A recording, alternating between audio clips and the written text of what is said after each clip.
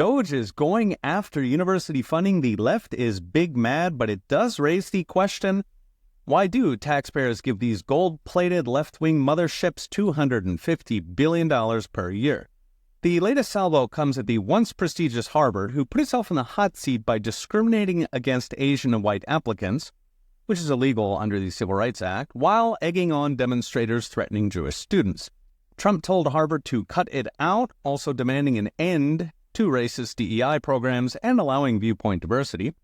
Harvard dug in, citing, quote, independence, at which point the federal government said it would freeze over $2 billion in grant money to Harvard, with Trump musing that perhaps Harvard should lose its tax-exempt status.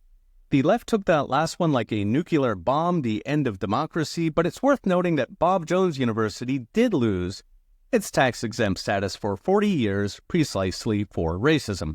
The wider question is why taxpayers are funding Harvard, which sits on an endowment of $53 billion, enough that the running joke is Harvard is a hedge fund with a school attached.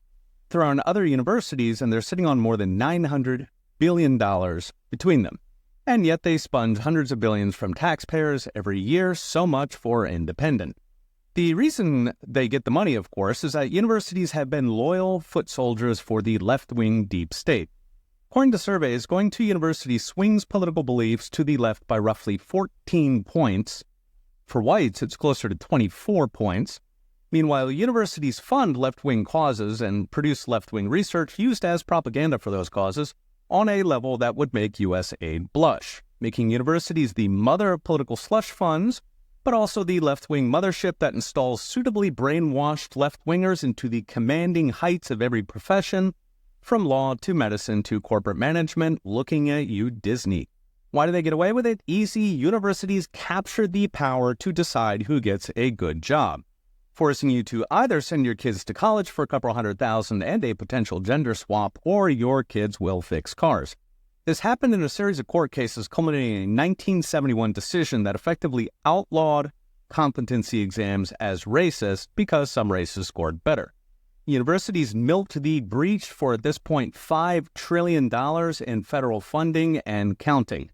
Even today, most majors don't add any value. My former professor Brian Kaplan argued that most majors' admission is the value. The following 4 years are completely useless, basically one long party.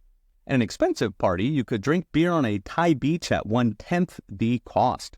So what's next? Brought to you by Unchained.com. What happens if the federal government stopped funding universities, from grants to subsidized student loans?